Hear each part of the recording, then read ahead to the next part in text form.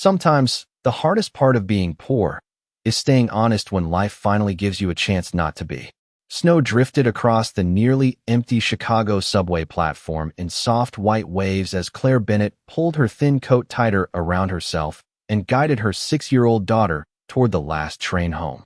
The fluorescent lights above flickered weakly, humming against the cold December air, and every gust of wind seemed to slip straight through the holes in Claire's worn sneakers. Her waitress uniform was hidden beneath an oversized gray sweater that smelled faintly like coffee and fryer oil after another 12-hour shift downtown. Beside her, little Lily dragged her tiny pink backpack across the wet concrete, fighting sleep with heavy eyes and small stubborn steps. "Mom," she whispered softly, "can we still put marshmallows in hot chocolate if we only have one left?" Claire forced a smile even though her stomach had been empty since noon. "We'll split it," she said quietly. "That makes it taste better anyway." The train screeched into the station with a burst of icy wind.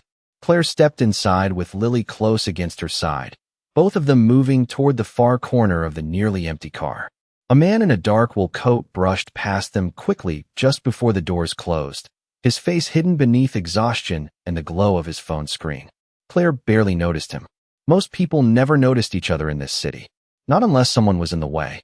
The train rattled forward through the tunnels while snow tapped softly against the windows above ground. Lily curled against her mother's shoulder almost instantly, clutching her inhaler in one hand. Claire closed her eyes for a moment, trying not to think about the final rent warning vibrating inside her coat pocket. 3 days overdue. One more notice before eviction. Her landlord had stopped pretending to care weeks ago. Suddenly, the train jerked hard near the next stop. Something slid across the floor beneath the seats and landed against Claire's boot with a dull thud. She frowned and reached down carefully. It was a wallet. Black leather. Heavy. Far too heavy. The subway doors opened again, and through the moving crowd, Claire caught a glimpse of the same man in the wool coat stepping off onto the platform without looking back. "Sir," she called instinctively, half rising from her seat, but the doors slammed shut before he could hear her. The train pulled away. Claire stared down at the wallet in her lap while Lily blinked awake beside her. "What is it?" the little girl murmured sleepily. Claire hesitated before opening it. The moment she did, her breath caught. Cash. Hundreds stacked neatly inside. Credit cards. An ID. And tucked carefully into one side pocket. A folded handwritten letter on yellowed paper. Lily's eyes widened. "Whoa." Claire quickly looked around the empty train car. Nobody was watching. Nobody even cared. Outside the windows, Chicago disappeared into snow and darkness. Her hands trembled slightly as she counted the money without meaning to. It was more cash than she had seen in months. Enough to cover rent, groceries, Lily's medicine, maybe even heat for the apartment again. Lily looked up at her mother quietly, innocence and hunger mixing in her tired little voice. "Mom," she whispered, "if we kept it, nobody would know." Claire froze completely. The train hummed beneath them. Snow blurred the city lights outside. And for one dangerous second, the thought crossed her mind too. Claire stared at the wallet in her lap while the train roared through the dark beneath Chicago, the leather feeling heavier with every passing second. Lily sat quietly beside her now, small fingers wrapped around the sleeve of her mother's sweater as snow streaked across the subway windows like white static. Neither of them spoke at first. The silence felt dangerous somehow. Claire slowly closed the wallet and swallowed hard, her pulse loud in her ears. She could already picture the landlord standing outside their apartment tomorrow morning with that tired expression people used right before delivering bad news. No more extensions. No more sympathy. Just another mother and daughter one missed paycheck away from disappearing into the cracks of the city. She looked down at Lily's inhaler resting against the little girl's chest and felt something twist. Painfully inside her. The medicine was almost empty. Her tips this week had barely covered groceries. The electric company had already mailed 2 red notices. And still, the money inside that wallet did not feel like hers. "Mom," Lily whispered softly, "are we in trouble?" Claire immediately forced a gentler expression and brushed a strand of blonde hair away from her daughter's face. "No, sweetheart," she said quietly. "We are not those people." Lily frowned slightly. "What people?" Claire looked down at the wallet again before answering. "The kind that let hard times change who they are." Lily nodded slowly, though she still looked uncertain. Children understood more than adults liked to believe, especially children who had learned what overdue bills looked like before learning multiplication tables. 20 minutes later, they climbed the narrow stairs to their apartment building while freezing wind swept through the alleyways between brick buildings. The hallway lights flickered weakly overhead. Somewhere down the hall, a baby cried while an old television blasted through thin walls. Claire unlocked apartment 4B and immediately winced as cold air greeted them from inside. The heat had stopped working again. Lily curled deeper into her sweater without complaining. She never complained anymore. That hurt Claire the most. "Blanket for tonight?" Claire asked with a tired smile. Lily brightened instantly. "With popcorn." Claire laughed softly. "If I can find some." Their tiny apartment looked even smaller under the dim kitchen light. A second-hand couch, a folding table, crayon drawings taped carefully to the refrigerator. Claire placed the wallet on the counter and stood staring at it while Lily built a nest of blankets on the couch nearby. Finally, unable to resist any longer, she opened the wallet again more carefully this time. Credit cards lined perfectly inside. A sleek black business card read Ethan Carter, Carter Global Ventures. Even Claire recognized the name. Billionaire investor. Tech empire. One of those men people saw on magazine covers smiling beside private jets and skyscrapers. But it was not the money that caught her attention now. It was the folded letter tucked carefully behind the identification card. The paper looked old, worn soft around the edges. Claire hesitated before unfolding it gently. The handwriting was uneven but warm. "Ethan, success means nothing if you lose yourself becoming successful. Character is who you are when nobody sees you. Love, Mom." Claire's throat tightened unexpectedly. Something about those words felt painfully human compared to the polished billionaire image on television. She imagined a younger version of Ethan Carter carrying this letter for years like a secret reminder from someone he missed. Her eyes drifted toward Lily asleep beneath the blankets on the couch, clutching her inhaler even in sleep. Claire carefully folded the letter exactly the way she found it and slid it back into place. Then she closed the wallet firmly and exhaled shakily. Tomorrow morning, she would return it, no matter how badly life was trying to convince her not to. The next morning, Chicago looked buried beneath fresh snow, the sidewalks glowing pale under a gray winter sky as Claire hurried Lily through the crowded streets toward school. Steam curled from sewer grates. Taxi horns echoed between tall buildings. Everyone moved fast, shoulders hunched against the cold, too busy surviving their own lives to notice anyone else. Claire barely slept the night before. Every few hours she had woken up and checked the wallet still sitting safely inside her kitchen drawer, as if afraid it might somehow disappear before she could return it. Lily walked beside her in a bright purple hat that was slightly too small now, holding her mother's hand tightly. "Do you think the rich man is sad?" she suddenly asked. Claire glanced down at her. "Why would you ask that?" Lily shrugged beneath her oversized coat. "Because people only keep letters when they miss somebody." Claire felt that sentence settle quietly into her chest. Children always found the truth in places adults overlooked.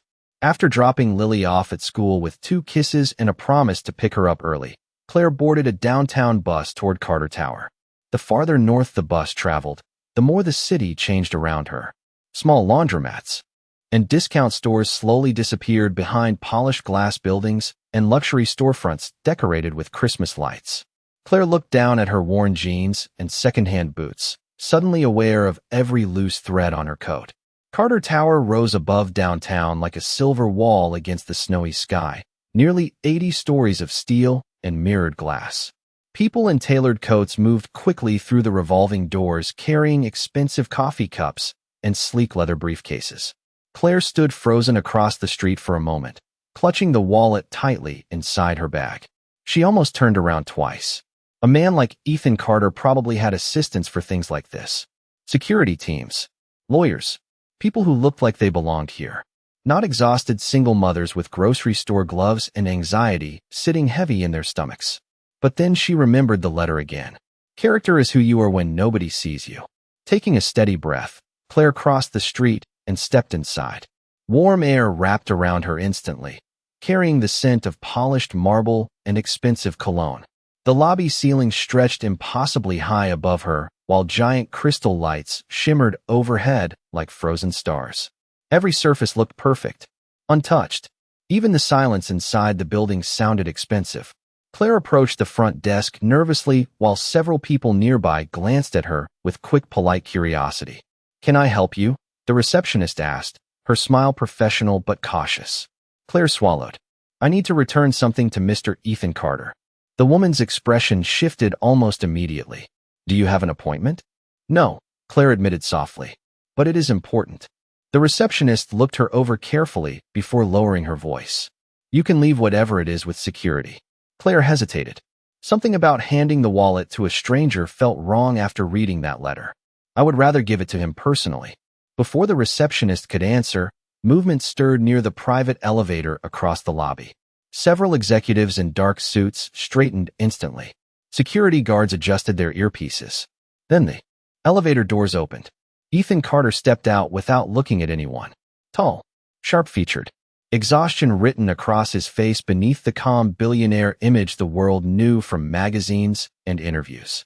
His dark coat hung open slightly as he walked quickly through the lobby beside two assistants speaking nervously about meetings and investors. Claire recognized him instantly from the identification card. But in person, he looked less polished somehow. More human, more tired. Then suddenly Ethan stopped walking. His eyes locked directly onto Claire. Or more specifically, onto the black leather wallet trembling slightly in her hands. Ethan stared at the wallet in Claire's hands as if the entire lobby around him had suddenly disappeared. The conversations nearby faded. His assistants stopped talking mid-sentence. Even the receptionist straightened nervously, realizing something important was happening. For a long second, Ethan did not move at all. Then he crossed the marble floor toward Claire with quick, controlled steps, his expression unreadable except for the tension in his jaw. Up close, he looked even more exhausted than he had from a distance. Faint shadows rested beneath his eyes like he had not slept in days. Claire suddenly felt painfully out of place, standing there in her thrift store coat, surrounded by polished executives and glowing glass walls. "Where did you find this?" Ethan asked quietly. His voice was calm, but there was something urgent underneath it. Claire carefully handed him the wallet. "On the subway last night," she answered softly. Ethan opened it immediately, checking through the contents with fast, practiced movements. Credit cards, cash, identification. Then finally his fingers stopped on the folded handwritten letter tucked inside. The moment he saw it still there, something in his face shifted almost invisibly. Relief. Real relief. He exhaled slowly for what seemed like the first time all morning. Around them, several executives exchanged surprised glances. One assistant leaned closer nervously. "Sir, your 9 o'clock investors are waiting upstairs." Ethan ignored him completely. His eyes stayed on Claire instead. "Everything is here," he said quietly, almost to himself. Claire nodded once. "I did not want anyone else handling it." Ethan looked at her more carefully then, really seeing her for the first time. The worn sleeves of her coat, the tiredness hidden behind her composure, the grocery store gloves still damp from snow. She did not look like someone trying to impress a billionaire. She looked like someone barely holding life together. Most people would not have returned this, Ethan admitted. Claire gave a faint, tired smile. "My daughter said the same thing." Something about that answer caught him off guard. "You have a daughter?" Claire nodded. "Her name is Lily. She is 6. For the first time since approaching her, Ethan's expression softened slightly. Then one of the executives nearby spoke under his breath, not quietly enough. Probably hoping for a reward. Claire heard it instantly. Heat rushed into her face. She stepped back slightly, embarrassed more than angry. "I should go," she said quickly. "I just wanted to return it." Ethan turned sharply toward the executive, his expression suddenly cold enough to silence the entire lobby. "That will be enough, Daniel." The man immediately looked away. Ethan faced Claire again, calmer now. "Please wait." He reached into the wallet and pulled out several $100 bills before extending them toward her. "At least let me thank you properly." Claire froze. For one dangerous moment, she thought about Lily's inhaler sitting almost empty at home, about the overdue rent notice folded inside her purse, about the heat barely working in their apartment. But then she remembered the letter again. Character is who you are when nobody sees you. Slowly, Claire shook her head. "I did not return it for money." Ethan lowered the cash slightly, clearly surprised. Most people around him accepted money before gratitude. Sometimes instead of gratitude. "Then what do you want?" he asked honestly. Claire hesitated, embarrassed by how small her answers sounded in a building like this. Just, maybe a chance at stable work someday. Ethan stared at her quietly. Not greedy, not dramatic, just honest. For the first time in months, maybe years, somebody had asked him for something real. Before he could answer, his phone buzzed sharply in his pocket. Another meeting, another crisis, another room full of people pretending loyalty while calculating profit. But standing in front of him was a woman who had carried enough cash to change her own life, and still brought it back. Ethan slipped the wallet into his coat slowly, his eyes never leaving hers. Claire, he said carefully, as if making a decision in real time. I think we should talk a little longer. Claire followed Ethan across the enormous lobby, feeling as though every pair of eyes in the building had turned toward her at once. The polished marble floors reflected the glow of crystal lights overhead, while employees in tailored suits stepped politely out of Ethan's path, without question. He moved quickly, one hand in his coat pocket, the other holding his phone silent for the first time all morning. Claire kept glancing toward the glass doors behind her, still half convinced she should leave before she embarrassed herself further in a place like this. Ethan led her toward a private lounge overlooking downtown Chicago through towering floor-to-ceiling windows. Snow drifted softly between the skyscrapers outside, while the city buzzed far below like another world entirely. The room itself felt impossibly quiet compared to the chaos downstairs. Warm lighting, dark wood shelves, leather chairs that probably cost more than Claire's yearly rent. Ethan gestured toward the couch. Please sit. Claire perched carefully on the edge instead, clutching her bag tightly in her lap. Ethan removed his coat slowly before setting the wallet on the table between them. For a moment, neither spoke. Then Ethan looked at her directly. Do you know what was inside this besides money? Claire hesitated. Your letter. Something flickered across his face again at the mention of it. Not anger. Something softer. More vulnerable. Ethan leaned back slightly, staring at the snow outside the windows before speaking. My mother wrote that to me when I was 23 years old, he said quietly. Back then I thought success was the only thing that mattered. Claire listened. Silently. She died 3 years later, Ethan continued. Since then, that letter has stayed with me everywhere I go. Claire lowered her eyes. I almost did not open it, she admitted. Ethan gave a faint, humorless smile. Most people would have opened the cash first. The truth in that sentence hung quietly between them. Claire noticed how tired he looked again now that the billionaire image had softened slightly.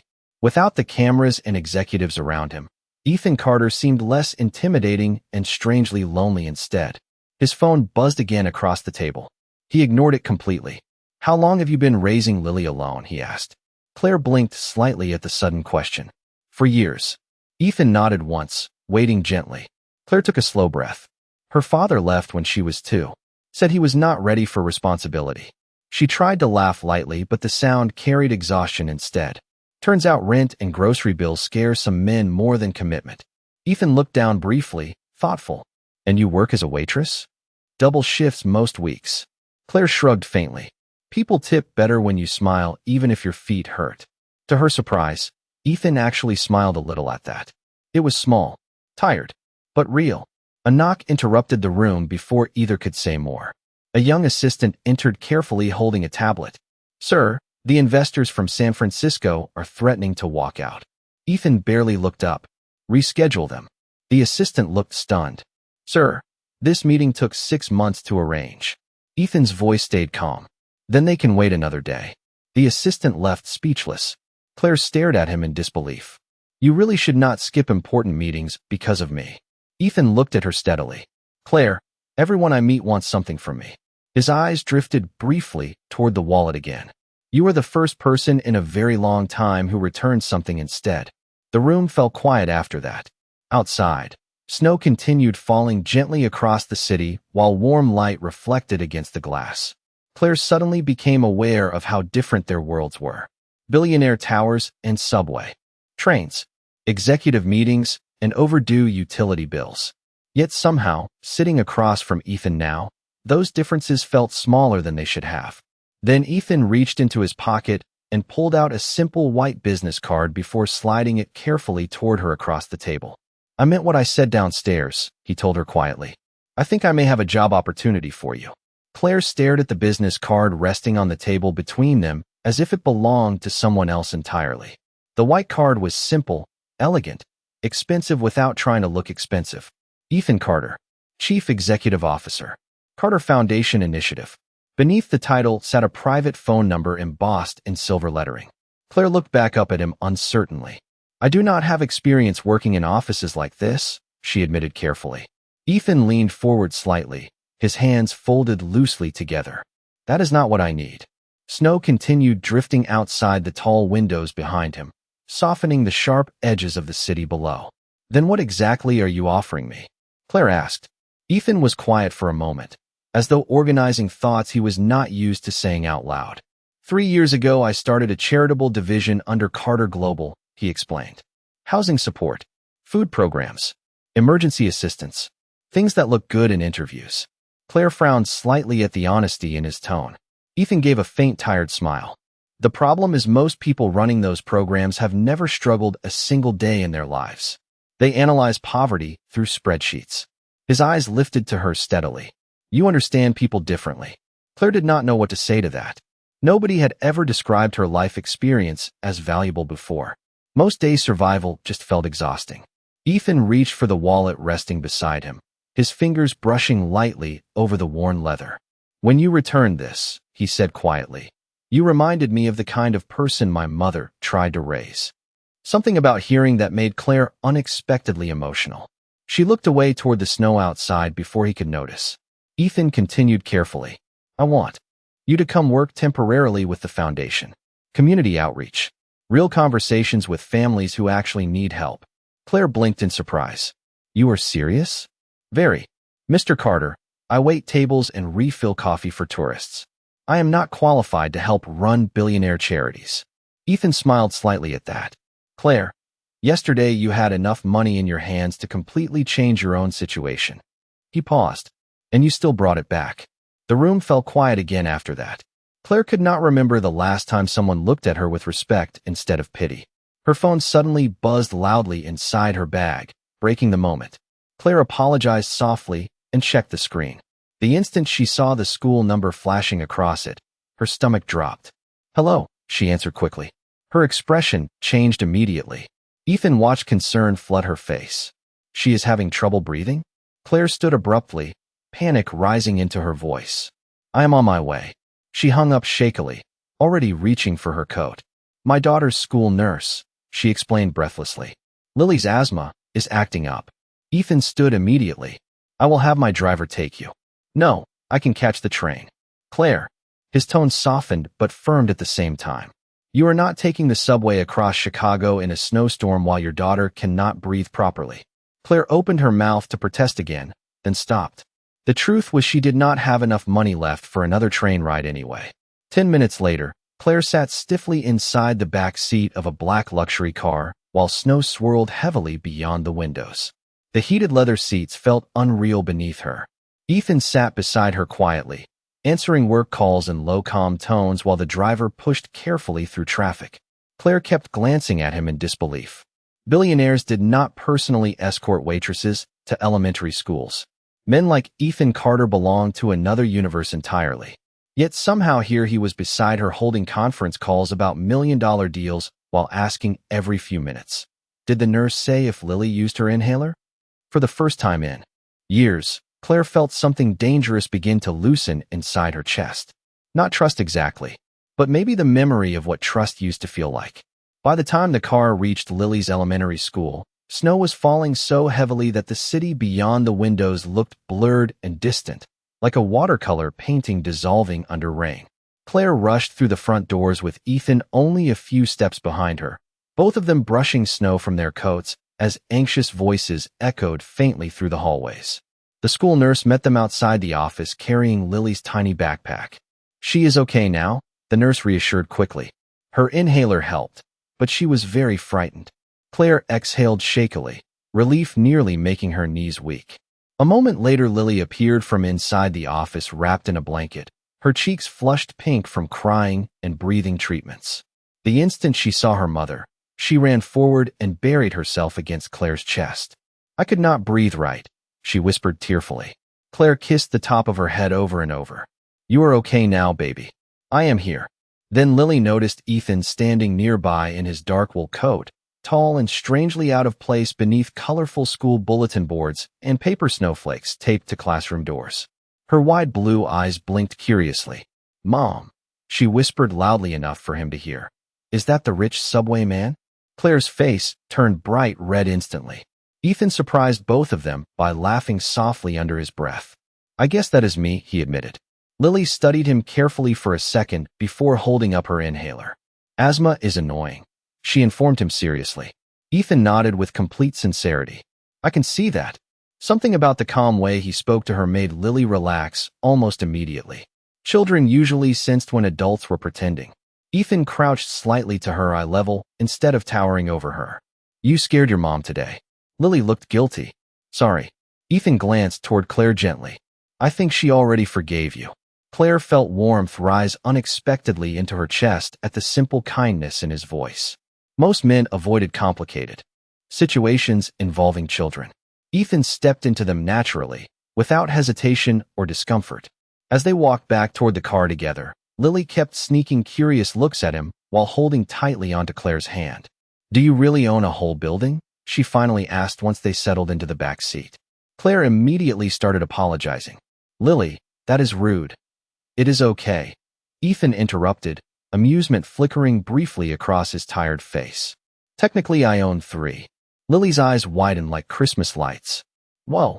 Ethan smiled faintly at her reaction before asking, "Do you always ask strangers financial questions?" Lily thought carefully.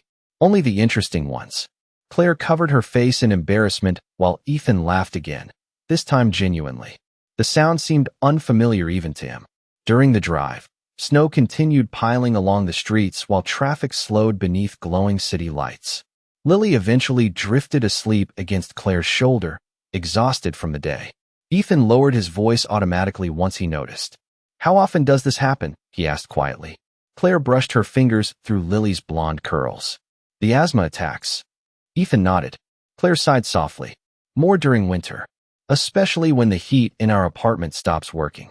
The second the words left her mouth, she regretted them. She hated sounding like someone asking for pity. But Ethan did not react with pity.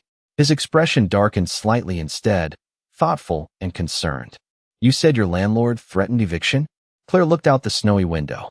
"Last warning was yesterday." Ethan was silent for a long moment after that. Then quietly, almost to himself, he said, "Nobody should have to choose between rent and breathing." Claire turned toward him slightly, surprised by the anger hidden beneath his calm tone. For the first time, she realized something important about Ethan Carter. Beneath the expensive suits and billion-dollar reputation was a man who noticed suffering very personally. Maybe because somewhere deep down, he understood loneliness better than people realized. Over the next 2 weeks, Claire's life began shifting in ways that felt both miraculous and terrifying at the same time. Every morning, she rode downtown to Carter Tower instead of standing behind a diner counterbalancing plates and forced smiles. Ethan had placed her inside the Carter Foundation offices temporarily, introducing her not as charity or a favor, but as a community consultant. The title still sounded unreal every time she heard it. At first, the employees around her had clearly been skeptical. Claire noticed the polite glances at her thrift store clothes, the whispers that stopped whenever she entered conference rooms. One woman from marketing had even mistaken her for housekeeping during her first week. Claire pretended not to notice any of it. She had spent too many years being underestimated to let embarrassment destroy this opportunity. Besides, Ethan never once treated her like she did not belong there. That alone confused her more than anything. He asked for her opinion constantly. During meetings about housing assistance and food outreach programs, Ethan would quietly turn toward Claire and ask, "Would this actually help someone?" Nobody in powerful rooms had ever asked her that question before. And every time she answered honestly instead of professionally polished, Ethan listened carefully. Really listened. "Families do not need more paperwork," Claire explained during one meeting. "They need someone who answers the phone without making them feel ashamed." The room had gone silent after she said it. Ethan simply nodded and wrote the sentence down word for word. Little by little, Claire noticed changes happening around the office. New emergency heating programs, faster approval systems for single parents, partnerships with public schools for asthma medication support. Real changes. Human changes. One snowy evening after work, Claire stood outside Carter Tower waiting for the bus while icy wind swept through downtown. She wrapped her coat tighter around herself, exhausted from the long day, but strangely lighter than she had felt in years. Then headlights appeared beside the curb. Ethan's black car rolled to a stop in front of her. The back window lowered slowly. "You know," Ethan said calmly from inside, "you are technically employed by me now. I feel obligated to mention that freezing at bus stops is bad for productivity." Claire laughed softly before she could stop herself. Ethan opened the door slightly. "Get in, Claire." The ride home felt unexpectedly peaceful. Snow drifted through the city while soft jazz played quietly through the speakers. Ethan loosened his tie halfway through traffic, suddenly looking less like a billionaire executive and more like an exhausted man trying to breathe after a long day. "Lily asked about you this morning," Claire admitted quietly. Ethan glanced over. "Should I be worried?" Claire smiled faintly. She wanted to know if billionaires eat macaroni and cheese. Ethan looked genuinely thoughtful for a second. "Only the deluxe kind." Claire laughed again, warmer this time. The sound filled the car so naturally that Ethan found himself smiling without realizing it. But neither of them noticed the black SUV following several cars behind them through the snowy streets. Inside sat a photographer holding a camera with a long lens pointed directly toward Ethan's car window. The next morning, Claire walked into Carter Tower carrying coffee when conversations around the lobby suddenly stopped. People were staring at her openly now. Confused, Claire frowned until someone silently turned a tablet screen toward her. Across the front page of a celebrity news site was a photo of Ethan sitting beside her in the car the night before. The headline underneath burned like ice in her chest. "Billionaire CEO, secretly dating struggling single MOM from Southside Chicago." Claire's hands went cold instantly. Around her, whispers started rising through the lobby like smoke. Claire stood frozen in the center of the lobby while whispers spread around her like cracks through glass. Employees glanced up from phones and tablets, pretending not to stare while staring anyway. The article had already exploded across social media overnight. Some comments accused her of trapping a billionaire. Others mocked her clothes, her neighborhood, her life. One headline even called her the subway waitress who charmed Chicago's richest man. Claire felt humiliation burn through her chest so fast she could barely breathe. She handed the coffee tray to the receptionist without a word and hurried toward the elevator, keeping her eyes lowered while conversations faded into uncomfortable silence around her. Inside the elevator, her hands shook so badly she almost dropped her phone. Another message appeared on the screen. This one from her landlord. "Saw your billionaire boyfriend online. Guess rent will not be a problem anymore." Claire closed her eyes painfully. The worst part was not the gossip. It was knowing Lily might eventually see it too. By the time she reached the foundation offices upstairs, Ethan was already waiting near the conference room windows, his expression dark and controlled. He had clearly seen the headlines. "Claire," he said quietly the moment she stepped out of the elevator. "I am handling it." Claire shook her head immediately. "You should not have to." Ethan crossed the room toward her. "This is my fault." "No," Claire answered softly, exhaustion heavy in her voice. "This is what happens when worlds like ours get too close together." Ethan's jaw tightened slightly at the sentence. Before he could respond, another voice interrupted from behind them. "Actually, Ethan, the board would agree with Claire." Daniel stepped into the room holding a tablet beneath his arm, his expression carefully professional. "Investors are already asking questions about favoritism inside the foundation." Claire immediately understood. She looked toward Ethan quietly. "I should leave." Ethan turned sharply. "No."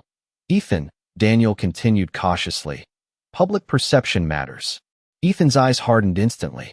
"Public perception did not return my wallet." Silence fell across the room. Claire felt emotion rise unexpectedly into her throat.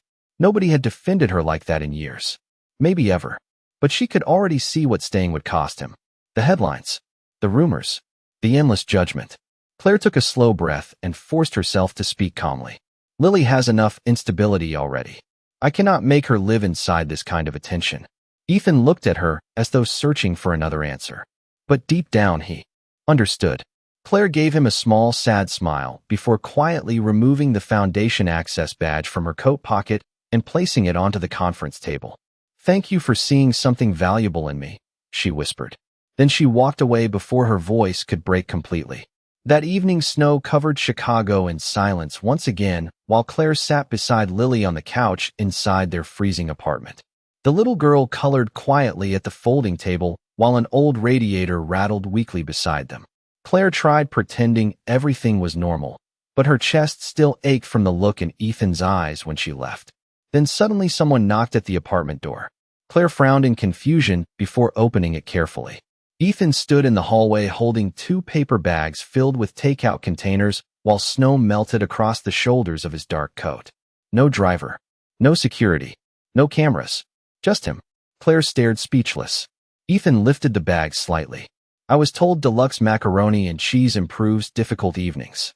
From behind her, Lily gasped happily and sprinted toward the doorway. "Rich subway man." Ethan smiled despite himself as Lily wrapped her small arms around his waist without hesitation. For a second, Ethan froze completely, clearly unused to casual affection. Then slowly, almost carefully, he hugged her back. And standing there in the dim hallway of a rundown apartment building, Ethan Carter suddenly realized something that no amount of money had ever managed to buy him before. He did not want to walk away from this family.